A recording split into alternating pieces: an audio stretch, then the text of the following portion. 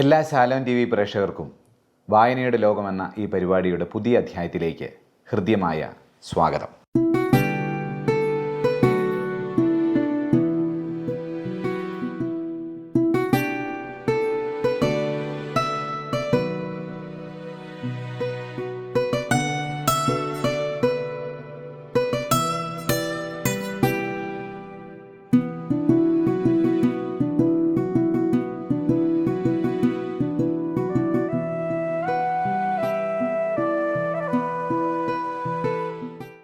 ഇന്ന് ഞാൻ നിങ്ങളെ പരിചയപ്പെടുത്തുന്നത് വളരെ വ്യത്യസ്തമായ ഒരു ഗ്രന്ഥമാണ്.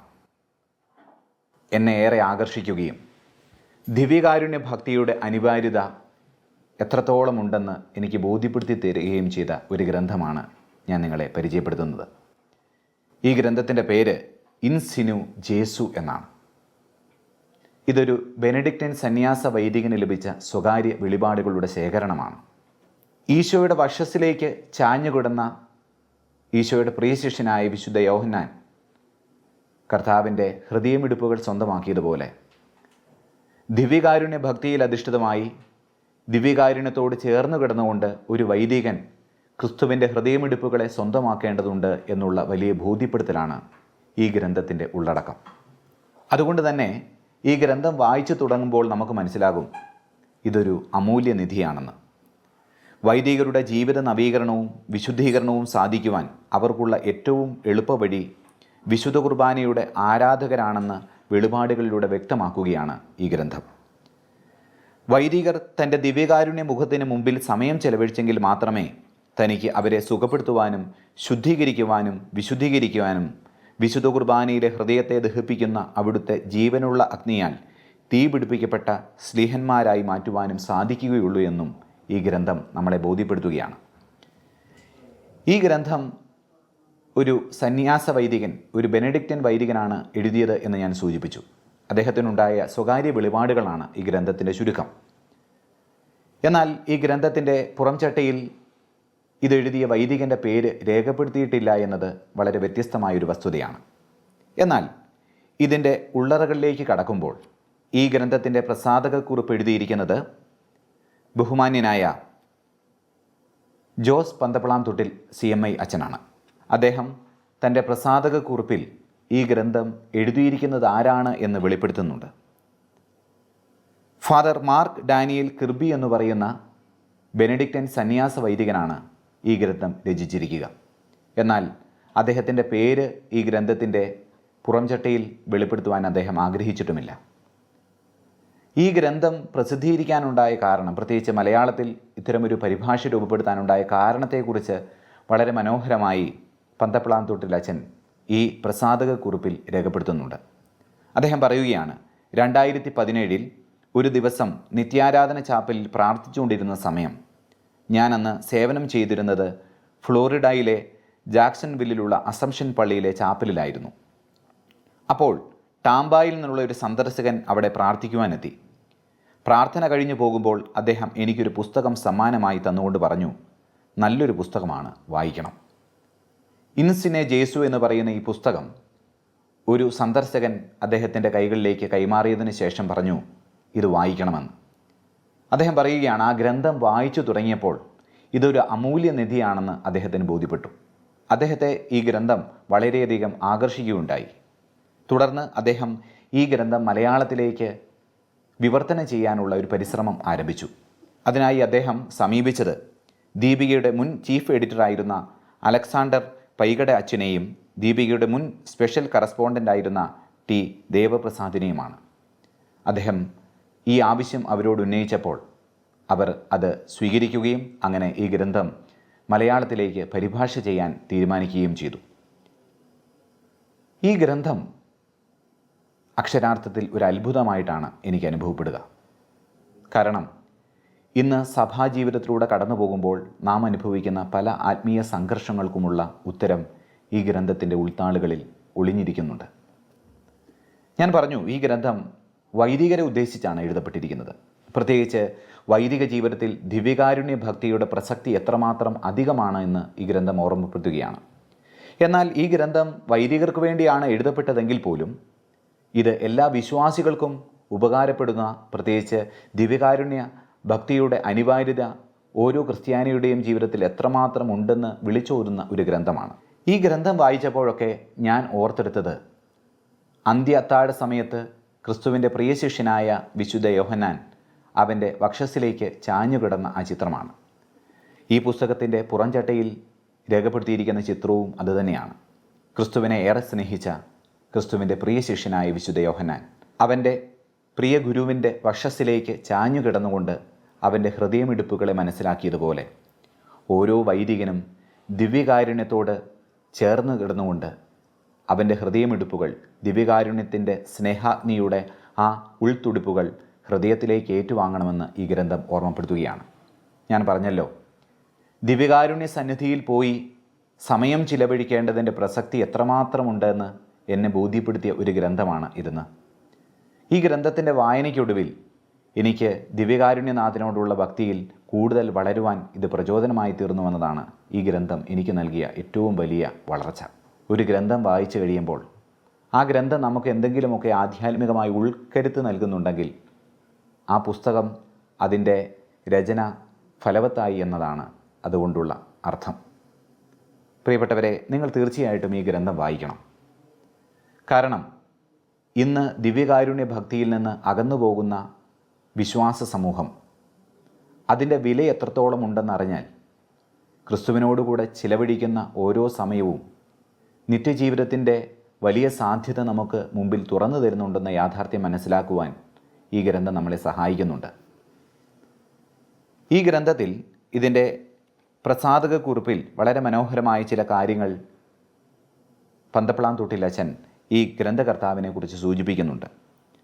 അദ്ദേഹം പറഞ്ഞു, ഫാദർ മാർക്ക് ഡാനിയൽ കിർബി എന്ന് പറയുന്ന പുരോഹിതനാണ് ഈ ഗ്രന്ഥം രചിച്ചത് എന്ന് സംശയലേശമെന്നെ തെളിഞ്ഞിട്ടുണ്ട്. ഇപ്പോൾ അയർലൻഡിലെ മീത്ത് രൂപതയിലുള്ള സിൽവർ സ്ട്രീം ആബിയുടെ അധിപനാണ് അദ്ദേഹമെന്ന് അദ്ദേഹം ഈ ഗ്രന്ഥകർത്താവിനെ കുറിച്ച് സൂചിപ്പിക്കുന്നുണ്ട്. അമേരിക്കയിലെ കണറ്റിക്കട്ടിൽ ജനിച്ച അദ്ദേഹം ബെനഡിക്റ്റൻ സന്യാസ വൈദികനായി ബെനഡിക്റ്റൻ സന്യാസ സമൂഹത്തിൽ ചേർന്നു. സന്യാസ പൗരോഹിത്യ ജീവിതം ആരംഭിച്ചതിന് ശേഷം തൻ്റെ വിളിക്കുള്ളിലെ വിളി അദ്ദേഹം തിരിച്ചറിഞ്ഞു എന്നാണ് അദ്ദേഹത്തെക്കുറിച്ച് പരാമർശിച്ചിരിക്കുക. എന്തായിരുന്നു അദ്ദേഹത്തിൻ്റെ വിളിക്കുള്ളിലെ വിളി? ദിവ്യകാരുണ്യ കേന്ദ്രീകൃതമായ ജീവിതം നയിക്കേണ്ടതിൻ്റെ അനിവാര്യതയെക്കുറിച്ച് മറ്റു വൈദികരെ ബോധ്യപ്പെടുത്തുക എന്നതായിരുന്നു അദ്ദേഹത്തിൻ്റെ വിളിക്കുള്ളിലെ വിളി. അതിൻ്റെ പശ്ചാത്തലത്തിൽ ക്രിസ്തു അദ്ദേഹത്തിന് കൊടുക്കുന്ന ചില ബോധ്യങ്ങളെ അദ്ദേഹം അക്ഷരങ്ങളായി തൻ്റെ പുസ്തകങ്ങളിലേക്ക് രേഖപ്പെടുത്തി വയ്ക്കുകയും പിന്നീട് അവ പ്രസിദ്ധീകരിക്കുകയുമാണ് ഉണ്ടായത്.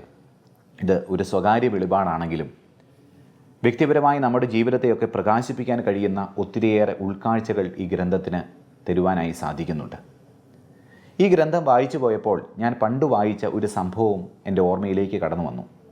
അത് വിശുദ്ധ ഡോൺ ബോസ്കോയ്ക്കുണ്ടായ ഒരു സ്വകാര്യ വെളിപാടിനെ സംബന്ധിച്ച വസ്തുതകളാണ്. വിശുദ്ധ ഡോൺ ബോസ്കോ ഒരിക്കൽ ഒരു ദർശനം കാണുന്നുണ്ട്. ആർത്തിരമ്പുന്ന പ്രക്ഷുബ്ധമായ കടൽ തിരമാലകളിലൂടെ ഒരു കപ്പൽ കടന്നു വരികയാണ്. അദ്ദേഹം സൂക്ഷിച്ചു നോക്കിയപ്പോൾ ആ കപ്പലിലുള്ള മനുഷ്യർ, അതിലെ യാത്രികരെല്ലാം കൂടി പരസ്പരം കലഹങ്ങളിൽ ഏർപ്പെടുന്നതായി അദ്ദേഹം കണ്ടു. തുടർന്ന് അദ്ദേഹം വീണ്ടും സൂക്ഷിച്ചു നോക്കിയപ്പോൾ കപ്പലിൻ്റെ പുറംഭാഗത്തു നിന്ന് ഒത്തിരിയേറെ മനുഷ്യർ ആ കപ്പലിനെ ആക്രമിക്കുവാൻ ശ്രമിക്കുന്നതായും അദ്ദേഹം കാണുകയാണ്. തുടർന്ന് അദ്ദേഹം കണ്ട ദർശനം ആ കപ്പലിൻ്റെ 2 ഭാഗങ്ങളിലായി 2 തൂണുകൾ ഉയർന്നു വരുന്നതും, ഒരു തൂണിൽ എഴുന്നള്ളിച്ചു വച്ചിരിക്കുന്ന ദിവ്യകാരുണ്യവും മറ്റൊരു തൂണിൽ പരിശുദ്ധ അമ്മയുടെ രൂപവും അദ്ദേഹത്തിന് വെളിവാക്കപ്പെടുകയാണ്. ഈ ദർശനത്തെ സംബന്ധിക്കുന്ന വ്യാഖ്യാനം ഇപ്രകാരമാണ്: സഭയാകുന്ന നൗക സംഘർഷഭരിതമായ കടൽ തിരമാലകളിലൂടെ വിശ്വാസ പ്രതിസന്ധിയിലൂടെ സഞ്ചരിക്കേണ്ടി വരുമെന്നും, എന്നാൽ അങ്ങനെ സംഭവിക്കുന്ന പ്രതിസന്ധികളെ അതിജീവിക്കുവാൻ സഭയ്ക്ക് മുൻപിലേക്ക് ഉയർത്തപ്പെട്ടിരിക്കുന്ന 2 തൂണുകളിൽ ഉയർത്തപ്പെട്ടിരിക്കുന്ന സാധ്യത അല്ലെങ്കിൽ രക്ഷാമാർഗമെന്ന് പറയുന്നത് ദിവ്യകാരുണ്യ ഭക്തിയും പരിശുദ്ധ അമ്മയോടുള്ള ഭക്തിയുമാണ്. പ്രിയപ്പെട്ടവരെ, ഇന്ന് സഭയുടെ സമകാലിക സഭാത്മക ജീവിതം പരിശോധിച്ച് നോക്കിയാൽ സഭ ഒത്തിരിയേറെ സംഘർഷങ്ങൾക്ക് വിധേയമാക്കപ്പെടുന്നുണ്ട്. ഒരേ സമയം സഭയുടെ ഉള്ളിൽ നിന്നും പുറമേ നിന്നും അതിനൊത്തിരിയേറെ സംഘർഷങ്ങൾ നേരിടേണ്ടതായിട്ട് വരുന്നുണ്ട്. ഈ സംഘർഷങ്ങളെ അതിജീവിക്കണമെങ്കിൽ നമ്മൾ ഭൗതികമായ സാധ്യതകളെ ആരാഞ്ഞിട്ട് കാര്യമില്ല. മറിച്ച് ദിവ്യകാരുണ്യ കേന്ദ്രീകൃതമായ ഭക്തിയിലും പരിശുദ്ധ അമ്മയോടുള്ള ഭക്തിയിലും വളർന്നു വരിക എന്നത് മാത്രമാണ് ഇതിനുള്ള ഒരു സാധ്യത. ഈ ഗ്രന്ഥത്തിലൂടെ കടന്നു പോകുമ്പോൾ ഈ ഒരു വസ്തുതയാണ് ഗ്രന്ഥകാരൻ അടിവരയിട്ട് സംസാരിക്കുന്നത്. പ്രിയ ശിഷ്യനായ യോഹന്നാൻ ഈശോയുടെ വശസ്സിനോട് ചേർന്ന് കിടന്നതുപോലെ നമ്മൾ എന്ന് ദിവ്യകാരുണ്യത്തോട് ചേർന്ന് കിടക്കാൻ തുടങ്ങുന്നോ അന്നു മാത്രമാണ് സഭ നേരിടുന്ന ഈ സംഘർഷങ്ങളെ അതിജീവിക്കാൻ സാധിക്കുക എന്നുള്ള വലിയൊരു യാഥാർത്ഥ്യത്തിൻ്റെ ഓർമ്മപ്പെടുത്തലായി ഈ ഗ്രന്ഥം മാറുകയാണ്. പ്രത്യേകിച്ച് ഈ ഗ്രന്ഥത്തിലൂടെ വൈദികർക്ക് വലിയൊരു പ്രചോദനമായി ഈശോ പറയുന്ന കുറേ വെളിപ്പെടുത്തലുകളുണ്ട്. അതിൽ പ്രധാനമായ വെളിപ്പെടുത്തൽ എന്ന് പറയുന്നത് സക്രാരിയിൽ താൻ അനുഭവിക്കുന്ന കഠിന ഏകാന്തതകൾക്ക് വൈദികർ കൂട്ടിരിക്കണമെന്നുള്ള അഭ്യർത്ഥനയാണ്. സഭയാകുന്ന നൗക കടന്നുപോയിക്കൊണ്ടിരിക്കുന്ന ഈ ആത്മീയ സംഘർഷങ്ങളെ അതിജീവിക്കണമെങ്കിൽ സഭയ്ക്ക് ഇനി ദിവ്യകാരുണ്യ കേന്ദ്രീകൃതമായൊരു ഭക്തിയിലേക്ക് തിരികെ വരിക എന്നുള്ള ഒരു സാധ്യത മാത്രമാണ് അവശേഷിക്കുന്നത്. ഈ വലിയ ഒരു വെളിപ്പെടുത്തൽ ഈ ഗ്രന്ഥം നമുക്ക് മുമ്പിലേക്ക് തുറന്നു വയ്ക്കുകയാണ്. പ്രിയപ്പെട്ടവരെ, ഈ ഗ്രന്ഥം എന്തുകൊണ്ട് വായിക്കണം എന്ന് ഞാൻ നിങ്ങൾക്ക് ശുപാർശ ചെയ്യുന്നുവെന്ന് ചോദിച്ചാൽ, ഈ ദിവ്യകാരുണ്യ ഭക്തിയുടെ അനിവാര്യതയെക്കുറിച്ചുള്ള വളരെ ആഴമേറിയ ബോധ്യം ഈ പുസ്തകത്തിന് പ്രദാനം ചെയ്യാൻ സാധിക്കുമെന്നുള്ളതാണ്. പ്രത്യേകിച്ച് വൈദികരോട് ഈ ഗ്രന്ഥം സംസാരിക്കുന്നത് കുറേയും കൂടെ വ്യക്തിപരമായിട്ടാണ്. ഈശോ ഇതിൽ ആവർത്തിക്കുന്ന ഒരു കാര്യം സക്രാരിയിൽ താൻ കഠിനമായ ഏകാന്തത അനുഭവിക്കുകയാണെന്നും ആ ഏകാന്തതകൾക്ക് കൂട്ടിരിക്കാൻ വൈദികൻ്റെ സാന്നിധ്യം ക്രിസ്തു ആവശ്യപ്പെടുന്നുണ്ട് എന്നും വൈദികരുടെ ജീവിതത്തിലുണ്ടാകുന്ന വ്യക്തിപരമായ അപജയങ്ങളെ പരിഹരിക്കാൻ ദിവ്യകാരുണ്യ കേന്ദ്രീകൃതമായ ഭക്തി സഹായകമാകും എന്നുള്ള വെളിപ്പെടുത്തലാണ്. ക്രിസ്തു വൈദികരെ എത്രമാത്രം സ്നേഹിക്കുന്നുണ്ടെന്നും ആ വൈദികരിലൂടെ ക്രിസ്തുവിൻ്റെ സ്നേഹം ഈ ലോകത്തിലേക്ക് പകർന്നു നൽകുവാൻ അവൻ എത്രമാത്രം ആഗ്രഹിക്കുന്നുണ്ട് എന്നുമുള്ള വലിയ ബോധ്യങ്ങൾ ഈ ഗ്രന്ഥം നമുക്ക് മുമ്പിലേക്ക് തുറന്നു വയ്ക്കുന്നു. ക്രിസ്തു ശിഷ്യനായ വിശുദ്ധ യോഹന്നാൻ്റെ ജീവിത ചൈതന്യത്തെ സ്വീകരിക്കാൻ ഒരു വൈദികൻ തയ്യാറാകുമ്പോൾ അത് മറ്റനേകം ആത്മാക്കളുടെ വിശുദ്ധീകരണത്തിന് കൂടി കാരണമാകും. അതിനാൽ പരിശുദ്ധ അമ്മയെ കൂട്ടുപിടിച്ചുകൊണ്ടുള്ള ഒരു ആധ്യാത്മിക ജീവിതത്തിൻ്റെ അനിവാര്യതയെക്കുറിച്ച് ഈശോ ഈ സ്വകാര്യ വെളിപാടുകളിലൂടെ നിരന്തരം ഓർമ്മപ്പെടുത്തിക്കൊണ്ടിരിക്കുകയാണ്. ഈ പുസ്തകത്തിൽ ഫാദർ കിർബിക്ക് നൽകപ്പെട്ടിരിക്കുന്ന സ്വകാര്യ വെളിപാടുകളിൽ കേവലം ക്രിസ്തു നൽകുന്ന ഈ വെളിപ്പെടുത്തലുകൾക്കുമപ്പുറം പരിശുദ്ധ കന്യകാമറിയത്തിൻ്റെയും വിശുദ്ധ കുച്ചറേസ്യ ഉൾപ്പെടെയുള്ള ചില വിശുദ്ധരുടെയും സന്ദേശങ്ങളും നാം കണ്ടെത്തുന്നുണ്ട്. എന്നാൽ അവയുടെ ഒരു പ്രത്യേകത അവയെല്ലാം വൈദികരുടെ ജീവിത വീക്ഷണത്തെയും വിശുദ്ധീകരണത്തെയും ലക്ഷ്യമാക്കിയുള്ളതാണ് എന്നതാണ്. വൈദികരുടെ ജീവിത നവീകരണവും വിശുദ്ധീകരണവും സാധിക്കുവാൻ അവർക്കുള്ള ഏറ്റവും എളുപ്പവഴി വിശുദ്ധ കുർബാനയുടെ ആരാധകരായി മാറുക എന്നതാണെന്ന് ഈ ഗ്രന്ഥത്തിലൂടെ കിർബി എന്ന ഈ വൈദികൻ വെളിപ്പെടുത്തുകയാണ്. 2007 ഒക്ടോബറിലാണ് ഈശോയുടെ സന്ദേശങ്ങൾ ഫാദർ കിർബിക്ക് ആദ്യമായി ലഭിച്ചു തുടങ്ങിയത്. 2016 ജൂൺ വരെ അത് നീണ്ടുനിന്നു എന്നാണ് പറയുന്നത്. ഈ കാലയളവിൽ അദ്ദേഹത്തിന് ലഭിച്ച സന്ദേശങ്ങളിലെ ചില പ്രധാന കാര്യങ്ങൾ ഇവിടെ സൂചിപ്പിക്കാൻ ആഗ്രഹിക്കുകയാണ്. ദിവ്യകാരുണ്യത്തെക്കുറിച്ച് ഈശോ പറയുന്നു, എൻ്റെ സ്നേഹത്തിൻ്റെ കണ്ടുപിടുത്തമാണ് ദിവ്യകാരുണ്യം. എൻ്റെ പ്രവൃത്തികളിൽ ഒന്നും ഇതിനെ കടത്തിവിട്ടുകയില്ല. സൃഷ്ടിയേക്കാൾ വലുതാണ് ദിവ്യകാരുണ്യം.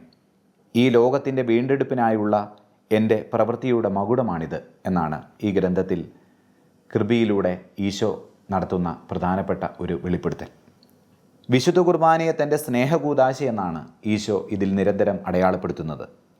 എൻ്റെ സ്നേഹകൂദാശയിൽ എന്നെ സമീപിക്കുന്നവർക്ക് സൗജന്യമായി നൽകപ്പെടുന്ന സ്നേഹത്തിൻ്റെ നിധികൾ എന്തുമാത്രമാണെന്ന് ആത്മാക്കൾ അറിഞ്ഞിരുന്നുവെങ്കിൽ എൻ്റെ ദേവാലയങ്ങൾ അവയിലേക്ക് ആകർഷിക്കപ്പെടുന്നതുവരെ ഉൾക്കൊള്ളാനാകാത്ത വിധം രാവും പകലും നിറഞ്ഞു കവിയുമായിരുന്നുവെന്നാണ് ഈശോ നൽകുന്ന മറ്റൊരു വെളിപ്പെടുത്തൽ. പ്രിയപ്പെട്ടവരെ, പലപ്പോഴും നമ്മുടെ ദേവാലയങ്ങളിൽ ഏകാന്തത അനുഭവിക്കുന്ന ക്രിസ്തുവിന് നമ്മളിൽ എത്ര പേർ കൂട്ടിരിക്കാറുണ്ട്? അവനവിടെ അനുഭവിക്കുന്ന കഠിന ഏകാന്തത നമ്മൾ എത്ര പേര് ഗൗനിക്കാറുണ്ട്? ഈ ഗ്രന്ഥം വായിച്ചു കഴിഞ്ഞപ്പോൾ എനിക്ക് നൽകപ്പെട്ട ഏറ്റവും വലിയ ഒരു ഉൾക്കാഴ്ച അതായിരുന്നു. ഒരു വൈദികൻ എന്ന നിലയിൽ എത്രയോ സമയം ദിവ്യകാരുണ്യ സന്നിധിയിലിരുന്നു കൊണ്ട് അവൻ്റെ ഏകാന്തതകൾക്ക് അവനൊപ്പം കൂട്ടിരിക്കാൻ സാധിക്കും എന്നുള്ള യാഥാർത്ഥ്യം. പ്രിയപ്പെട്ടവരെ, ഈ കൂട്ടിരിപ്പ് വലിയ സന്തോഷമാണ് നമുക്ക് നൽകുക. ഈ സന്തോഷത്തിൻ്റെ അനുഭവങ്ങളിലൂടെ സ്നേഹാഗ്നിയാൽ ജ്വലിച്ച ഒട്ടേറെ വിശുദ്ധാത്മാക്കളെ നമുക്ക് സഭയുടെ ചരിത്രങ്ങളിൽ കണ്ടെത്താൻ സാധിക്കും. ഒരുപക്ഷെ ഞാൻ വിചാരിക്കുന്നു, എല്ലാ വിശുദ്ധാത്മാക്കളെയും ഏറ്റവും കൂടുതൽ ആകർഷിച്ചിട്ടുള്ളത് ദിവ്യകാരുണ്യ സന്നിധിയാണ്. അവൻ്റെ ഹൃദയത്തോട് വിശുദ്ധ യോഹന്നാനെ പോലെ ചാഞ്ഞിരുന്നപ്പോഴൊക്കെ അവരുടെ ഹൃദയവും സ്നേഹത്താൽ ജ്വലിച്ചതുകൊണ്ടാണ് അവർ കാരുണ്യ പ്രവൃത്തികളിലൂടെയും വിശുദ്ധിയുടെ ജീവിതത്തിലൂടെയും മുന്നോട്ട് പോയത്. ഇതിന് നല്ലൊരു ഉദാഹരണമാണ് വിശുദ്ധ മദർ തെരേസയുടെ ജീവിതം. നമുക്കറിയാം, കൊൽക്കത്തയുടെ തെരുവീഥികളിൽ രോഗികളായി കിടന്ന, അഴുകിയ ശരീരവുമായി കിടന്ന മനുഷ്യരുടെ ഇടയിലേക്ക് സ്നേഹത്തിൻ്റെ ഒരു പ്രവാചികയായി കടന്നു ചെന്ന വിശുദ്ധ മദർ തെരേസ, പാവങ്ങളുടെ അമ്മ എന്നറിയപ്പെടുന്ന വിശുദ്ധ. സെക്കുലർ സമൂഹം പോലും, എന്തിനു പറയുന്നു, അവിശ്വാസികളും നിരീശ്വരവാദികളുമായ മനുഷ്യർ പോലും ആ വിശുദ്ധാത്മാവിൻ്റെ ജീവിതത്തെ വാനോളം പുകഴ്ത്തിയിട്ടുണ്ട്. വിശുദ്ധ മദർ തെരേസയുടെ ജീവിതം എല്ലായ്പ്പോഴും കർമ്മനിരതമായിരുന്നു. വിശുദ്ധിയിൽ അധിഷ്ഠിതമായ ആ ജീവിതം മുന്നോട്ട് പോയതിൻ്റെ പ്രധാനപ്പെട്ട ഊർജ്ജ സ്രോതസ്സ് എന്ന് പറയുന്നത് ദിവ്യകാരുണ്യ ഭക്തിയാണ് എന്ന് നമുക്ക് കാണാം. അവരെക്കുറിച്ച് അടയാളപ്പെടുത്തുന്ന ഗ്രന്ഥങ്ങളിലെല്ലാം വിശുദ്ധ മദർ തെരേസ എത്രത്തോളം ദിവ്യകാരുണ്യ ഭക്തിയിൽ അധിഷ്ഠിതമായി ജീവിതം നയിച്ച വ്യക്തിയായിരുന്നുവെന്ന് വെളിപ്പെടുത്തപ്പെടുന്നുണ്ട്. എല്ലാ ദിവസവും കൊൽക്കത്തയുടെ തെരുവീഥികളിൽ കിടക്കുന്ന രോഗികളായ മനുഷ്യരിലേക്ക് സ്നേഹത്തിൻ്റെ സാന്ത്വന വചസ്സുകളുമായി കടന്നു ചെന്ന മദർ തെരേസ ദിവ്യകാരുണ്യ സന്നിധിയിൽ 1 മണിക്കൂർ സമയം ചെലവഴിച്ചതിന് ശേഷം മാത്രമേ തൻ്റെ പ്രവൃത്തികൾ ചെയ്യുമായിരുന്നുള്ളൂ എന്ന് രേഖപ്പെടുത്തപ്പെട്ടിട്ടുണ്ട്. പ്രിയപ്പെട്ടവരെ, ദിവ്യകാരുണ്യ കേന്ദ്രീകൃതമായ ഒരു ചൈതന്യം സ്വീകരിച്ചതുകൊണ്ടാണ് വിശുദ്ധ മദർ തെരേസയ്ക്ക് അനേകം ആത്മാക്കളെ നേടുവാൻ സാധിച്ചത്. ഒരുപക്ഷെ ആ തെരുവീഥികളിലൂടെ മറ്റു വിധത്തിൽ സാമൂഹിക പ്രവർത്തനം കടന്നുപോയ എത്രയോ വ്യക്തികളുണ്ട്. പക്ഷേ അവരൊന്നും ചരിത്രത്തിൽ അത്രമേൽ അടയാളപ്പെടുത്തപ്പെട്ടിട്ടില്ല. എന്നാൽ വിശുദ്ധ മദർ തെരേസ ഇത്രമേൽ മാനവ സമൂഹത്താൽ അംഗീകരിക്കപ്പെട്ടിട്ടുണ്ടെങ്കിൽ അതിൽ ക്രിസ്തുവിൻ്റെ ഒരു കയ്യൊപ്പുണ്ടായിരുന്നുവെന്നത് വളരെ വ്യക്തമാണ്. അത് വിശുദ്ധ യോഹന്നാനെ പോലെ വിശുദ്ധ മദർ തെരേസയ്ക്കും ദിവ്യകാരുണ്യത്തോട് ചേർന്ന് കിടക്കാൻ സാധിച്ചതുകൊണ്ടാണ്. പ്രിയപ്പെട്ടവരെ, ഈ ഗ്രന്ഥത്തിലൂടെ നമ്മൾ കടന്നു പോകുമ്പോഴൊക്കെ ഈ ദിവ്യകാരുണ്യ സ്നേഹത്തിൻ്റെ കത്തിജ്വലിക്കുന്ന അനുഭവങ്ങൾ, അതിൻ്റെ അനിവാര്യത നമ്മളിലേക്ക് കൂടെ പടർന്നു കയറുന്നതായി അനുഭവപ്പെടും. ഈശോയുടെ പ്രിയശിഷ്യനായ യോഹന്നാനെ പോലെ അവിടുത്തെ സ്നേഹിതരായി അവിടുത്തേക്ക് നിരന്തര സൗഹൃദം നൽകുന്നതിനും ദിവ്യകാരുണ്യത്തിൽ എഴുന്നള്ളിയിരിക്കുന്ന അവിടുത്തെ സാന്നിധ്യത്തിൽ ആയിരിക്കുന്നതിനും വേണ്ടിയാണ് ഈ പുസ്തകം രചിക്കപ്പെട്ടത് എന്ന് ഈ ഗ്രന്ഥത്തിൽ അടയാളപ്പെടുത്തപ്പെട്ടിട്ടുണ്ട്. എൻ്റെ ദിവ്യകാരുണ്യ ഹൃദയം എൻ്റെ വൈരിയിലുള്ള സ്നേഹത്താൽ നിറഞ്ഞു കവിയുന്നു. അവർ ഓരോരുത്തർക്കും എൻ്റെ വത്സല ശിഷ്യൻ യോഹന്നാന് കൊടുത്ത കൃപ ഞാൻ നൽകും. എൻ്റെ ഹൃദയവുമായും എൻ്റെ അമ്മയുടെ വ്യാകുല വിമല ഹൃദയവുമായും അടുപ്പം നൽകുന്ന കൃപയാണത് എന്നാണ് ഈശോ നൽകുന്ന വെളിപ്പെടുത്തൽ.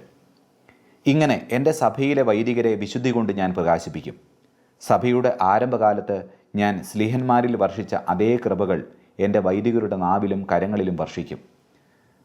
ഒരു വൈദികൻ എന്ന നിലയിൽ എൻ്റെ ജീവിതം മുന്നോട്ട് പോകുമ്പോൾ ദിവ്യകാരുണ്യ ഭക്തിയിലൂടെ എങ്ങനെയാണ് കത്തിജ്വലിക്കുന്ന ഒരു സ്നേഹത്തിൻ്റെ പ്രവാചകനായി മാറുവാൻ ക്രിസ്തു എന്നെ ക്ഷണിക്കുന്നത് എന്ന ബോധ്യപ്പെടുത്തലുകൾ ഈ ഗ്രന്ഥത്തിലൂടെ എനിക്ക് വായിച്ചെടുക്കാൻ സാധിച്ചു എന്നതാണ് ഈ ഗ്രന്ഥത്തിലൂടെ ഞാൻ കടന്നുപോയപ്പോൾ അനുഭവിച്ച ഏറ്റവും വലിയ സന്തോഷം. ഈ ഗ്രന്ഥത്തിൽ ഒരിടത്ത് ഇങ്ങനെ പരാമർശിച്ചിട്ടുണ്ട്: എന്നോടുള്ള സൗഹൃദം ബുദ്ധിമുട്ടുള്ളതല്ല. എല്ലാ ആത്മാക്കൾക്കും സന്തോഷത്തോടെയും സ്നേഹത്തോടെയും ഞാൻ നൽകുന്ന സമ്മാനമാണത്.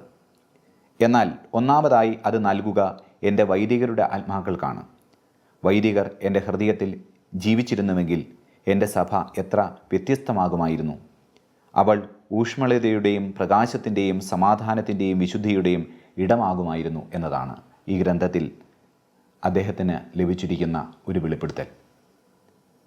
വൈദികരെ എത്രമാത്രം പ്രാധാന്യത്തോടു കൂടിയാണ് ക്രിസ്തു കാണുന്നുവെന്നും അവരുടെ ജീവിതത്തെ ക്രിസ്തു എത്രമാത്രം ബഹുമാനിക്കുന്നുണ്ട് എന്നും ഞാൻ വായിച്ചറിഞ്ഞപ്പോൾ എൻ്റെ പൗരോഹിത്യ ജീവിതത്തോടുള്ള ഉത്തരവാദിത്തങ്ങൾ കുറച്ചുകൂടി മെച്ചപ്പെട്ടതാക്കാനുള്ള ഒരു ഉൾവിളിയായി ഈ ഗ്രന്ഥത്തിലെ ഓരോ താളുകളും മാറുകയായിരുന്നു.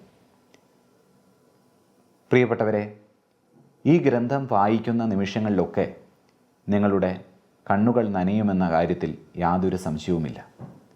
കാരണം ഇത്രമേൽ നമ്മെ സ്നേഹിക്കുന്ന ദിവ്യകാരുണ്യ നാഥൻ്റെ സന്നിധിയിൽ നമ്മൾ ചിലവഴിക്കാതെ പോയ സമയത്തെക്കുറിച്ചു, വിശുദ്ധ കുർബാനയുടെ നിമിഷങ്ങളിൽ നാം അലസമായി ചിലവഴിച്ച സമയങ്ങളെക്കുറിച്ചുമൊക്കെ ഈ ഗ്രന്ഥം ഒരു വലിയ വെളിപ്പെടുത്തൽ നമുക്ക് മുമ്പിൽ തുറന്നു വയ്ക്കുന്നുണ്ട്. ഇന്ന് പലപ്പോഴും ദിവ്യകാരുണ്യത്തെക്കുറിച്ച് ചിന്തിക്കുന്നവർ മനസ്സിലാക്കാതെ പോകുന്നൊരു യാഥാർത്ഥ്യമുണ്ട്. വിശുദ്ധ കുർബാനയിൽ അധിഷ്ഠിതമായ ആ സ്നേഹാനുഭവത്തെ ഉൾക്കൊള്ളാതെ പലപ്പോഴും അലസതയിൽ നമ്മുടെ ജീവിതത്തെ ചിലവഴിക്കുന്നു എന്ന യാഥാർത്ഥ്യം.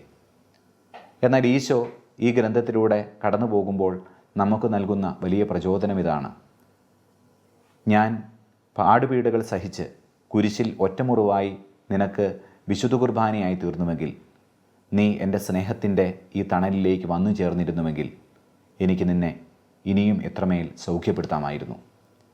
നമ്മുടെ ആന്തരിക മുറിവുകളെക്കുറിച്ച് വ്യാകുലപ്പെടുന്നവരായിരിക്കാം നമ്മളിൽ പലരും.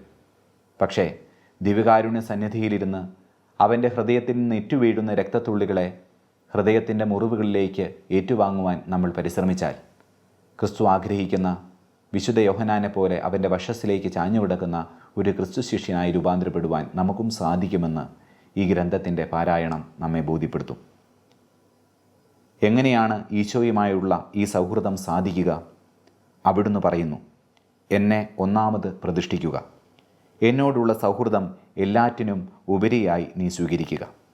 നീ ഏകനായിരിക്കുന്നത് നന്നല്ല, എപ്പോഴും എല്ലാറ്റിലും എൻ്റെ മുഖം തേടുക. സ്നേഹത്തിൻ്റെ കൂദാശയിൽ സന്നിഹിതനായ എൻ്റെ തുറക്കപ്പെട്ട ഹൃദയം തേടുക. എൻ്റെ സുഹൃത്താകുവാൻ നിന്നെ ഞാൻ വിളിച്ചിരിക്കുന്നു. പ്രിയപ്പെട്ടവരെ, ഈ ഗ്രന്ഥം നമുക്ക് മുമ്പിൽ തുറന്നു വയ്ക്കുന്ന യാഥാർത്ഥ്യം മറ്റൊന്നല്ല. അവൻ്റെ വൈദികരെയും അവനെ സ്നേഹിക്കുന്ന ഓരോ സഭാവിശ്വാസിയെയും ഈശോ നിരന്തരം ക്ഷണിച്ചുകൊണ്ടിരിക്കുകയാണ് അവൻ്റെ ഏകാന്തതയിൽ അവനൊപ്പം കൂട്ടിരിക്കാൻ, അവൻ്റെ തിരുശരീര രക്തങ്ങളോട് ചേർന്നിരുന്നുകൊണ്ട് ഒരു ജീവിതം നയിക്കുവാൻ. അങ്ങനെ പ്രിയ ശിഷ്യനായ വിശുദ്ധ യോഹന്നാനെ പോലെ അവൻ്റെ വശസ്സിനോട് ചേർന്ന് കിടന്നുകൊണ്ട് അവൻ്റെ കുത്തി തുറക്കപ്പെട്ട ഹൃദയത്തിൻ്റെ സ്നേഹാഗ്നി ജ്വാലകളെ ഹൃദയത്തിൽ ഏറ്റുവാങ്ങുവാൻ നിങ്ങളെ ഈ ഗ്രന്ഥത്തിൻ്റെ വായന സഹായിക്കട്ടെ എന്ന് ഞാൻ ആശംസിക്കുന്നു. ക്രിസ്തുവിൻ്റെ കുത്തി തുറക്കപ്പെട്ട ഹൃദയത്തിൽ നിന്നും ഇറ്റുവീഴുന്ന രക്തത്തുള്ളികളാൽ ഒരു പുതിയ ജീവിത ചൈതന്യത്തിലേക്കും അവനോടുള്ള അടങ്ങാത്ത സ്നേഹാനുഭവത്തിലേക്കും വളരുവാൻ ഈ ഗ്രന്ഥത്തിൻ്റെ പാരായണം നിങ്ങളെ സഹായിക്കട്ടെ എന്ന് ആശംസിക്കുന്നു. തീർച്ചയായും ഈ ഗ്രന്ഥം വായിച്ചുകൊണ്ട് ദിവ്യകാരുണ്യ കേന്ദ്രീകൃതമായ ഭക്തിയിലേക്ക് നിങ്ങൾ നടന്നെടുക്കുക വഴി പരിശുദ്ധ അമ്മയുടെ മാതൃഭക്തിയിൽ വളർന്ന് വിശുദ്ധിയുടെ വിളനിലയമായി രൂപാന്തരപ്പെടുവാനും സഭ നേരിട്ടുകൊണ്ടിരിക്കുന്ന ആത്മീയ സംഘർഷങ്ങൾക്കുമേൽ വിജയം നേടുവാനും ഈ ഗ്രന്ഥം നമുക്ക് പ്രചോദനമേകുമെന്ന കാര്യത്തിൽ യാതൊരു സംശയവുമില്ല. ഏവർക്കും നല്ല ഒരു വായനാനുഭവം നേരുകയാണ്. മറ്റൊരു പുസ്തകവുമായി അടുത്ത ലക്കം വായനയുടെ ലോകത്തിൽ കണ്ടുമുട്ടാമെന്ന പ്രതീക്ഷയോടുകൂടെ ഏവർക്കും നന്ദി, നമസ്കാരം.